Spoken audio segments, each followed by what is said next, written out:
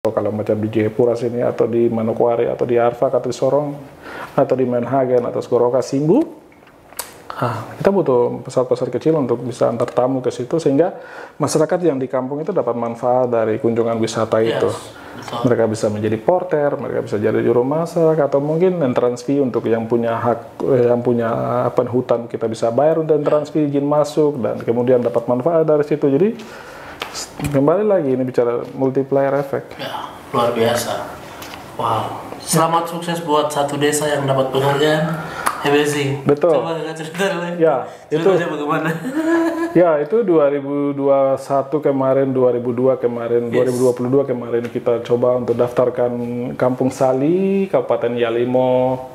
Kita daftarkan melalui website yang ada dari Kementerian Pariwisata, dan bersyukur sekali Kabupaten Yalimo di Kampung Sali mendapat piagam penghargaan sebagai kampung wisata yang bisa kita kelola ke depan dengan Dinas Pariwisata sebagai kampung wisata minat khusus. Jadi kalau kita kembangkan seperti kampung wisata seperti di Bali, ya tidak akan jadi, karena pertama kita dibatasi dengan akses yang ke sana. Jadi memang untuk pariwisata yang kita mau kembangkan di Kabupaten Yalimo itu adalah pariwisata yang standar internasional.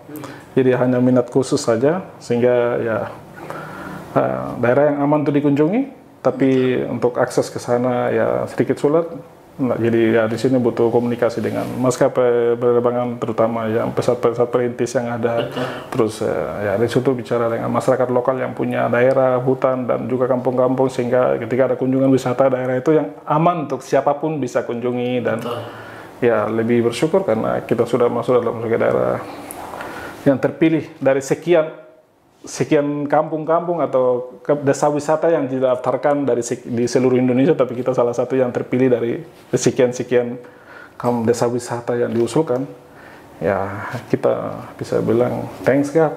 Wah, luar biasa. Itu kapan?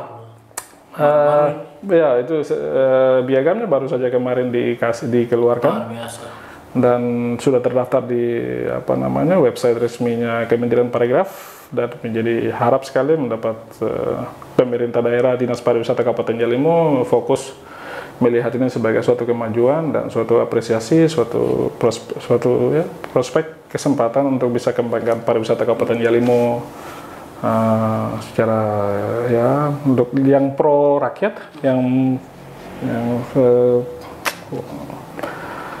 untuk pariwisata, untuk yang pariwisata minat khusus begitu. Sehingga orang tidak jadikan daerah kunjungan wisata yang mass tourism. Sehingga nilai kultural, nilai itu akan rendah kalau kita bikin mass tourism. Artinya kunjungan wisata terlalu banyak ke daerah itu, maka nilainya yang mahal akan hilang. Contoh seperti Bunaken atau Raja Ampat.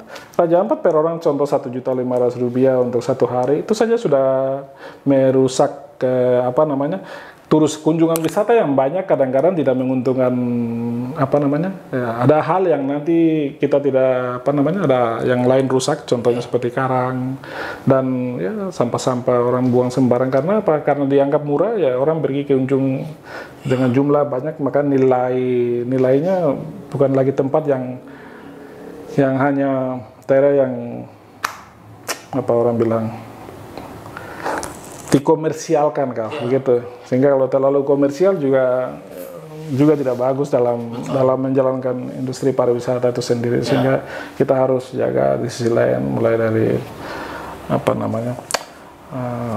yang kita batasi lah, yang memang tidak terlalu menguntungkan, atau kunjungan wisata yang lebih juga itu kurang bagus. Papua sangat membuat mata ini bersih dari semua gangguan menurut saya. Jadi kakak terima kasih banyak, kakak sudah mulai hal yang sangat luar biasa.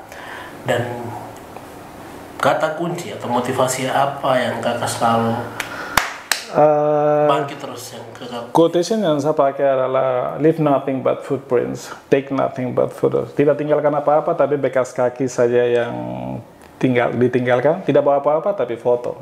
Jadi leave nothing but footprints, bekas jejak kaki.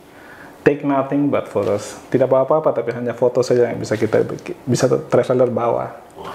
Jadi itu quotation yang saya bisa titip dalam wawancara ini. Wah, luar biasa.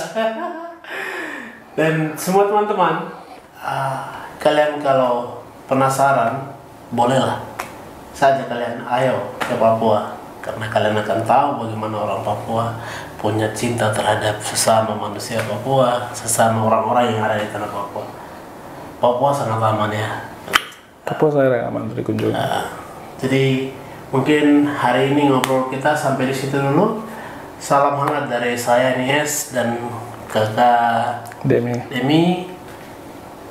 Sampai jumpa di next podcast di seputar traveling di trip Papua juga.